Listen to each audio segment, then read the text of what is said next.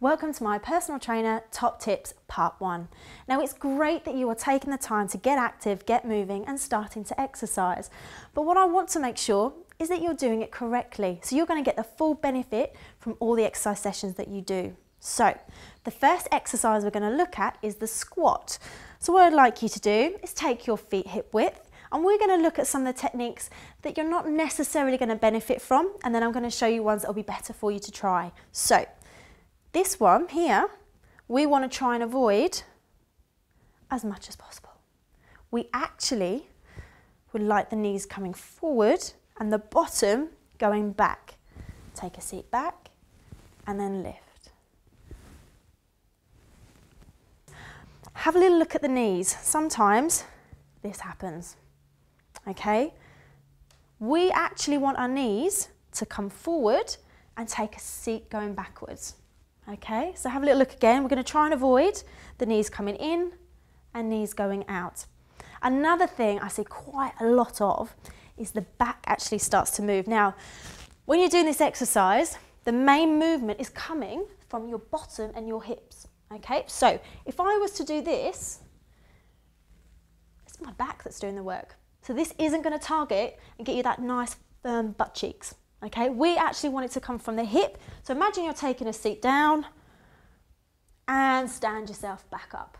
Okay, so again, making sure it comes from your hips, take a seat back down and stand yourself back up. Okay, a couple of other things I see is to do with the feet placement. So sometimes when people squat, it's not a bad thing, but the heel comes up as you drop forward into that squat and lift. And again, lift the heels and it drops forward into a squat. Now this is a slight indication that possibly you've got tight calves, especially if you wear heels, if it's every day for work, or if you tend to go out quite a lot, then you might find that you do suffer with tight calf muscles. So gradually, if you can, increase that and stretch, but just be aware that your heels stay planted to the floor and lift. So in a way, you want to think that your weight sits back in your heels and your toes are nice and light. So again, I'll just show you one more. Heels stay down. You're going to lift forward and come back up. Okay, my very last one for the squat, we're nearly there with the squat, is to do again with your back. My main thing is posture. I really like good, strong, tall posture. It affects what you do and all the exercises that you work out with. So this posture here is not good. And if you go into this position, that's really not good. Again, it's taking emphasis off the area we're actually trying to work. So I want you to think long and tall, keep your chin level, take a seat going back, stick your bottom back, knees are back behind your toes, and lift.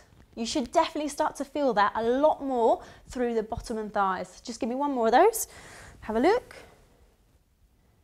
And lift. Okay, feeling more confident with your squat? Yeah, okay. The next one we're going to move on to is your lunge. So we're still working on bottom and thighs, but it's going to be more focused on one leg at a time. So a couple of things that I've seen when it comes to lunges is the fact that when somebody comes forward, the knee comes over the toe.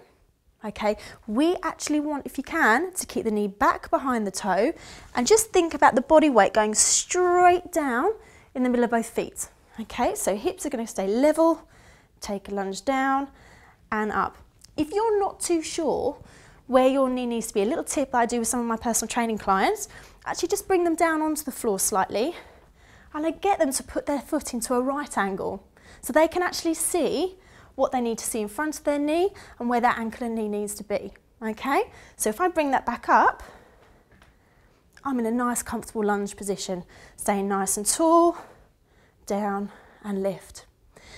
Now remember what I just said about posture. Another big thing with lunges is either this technique or this technique. We want to work those abdominals, keeping your posture nice and tall and really focus on that front leg that you're using. So hips are forward, chest is lifted, focus on that front leg, butt cheek and push up and through. Okay, so how do we feel about the lunge? Actually, one other little tip. If you can, when you come into a lunge stance, rather than imagine you're on a tightrope, which tends to make you wobble, I want you to imagine you're on some train tracks, okay? So the feet actually stay hip width apart, even though you're splitting your stance, okay? And I promise you, you will feel a lot more stable when you're doing your lunge.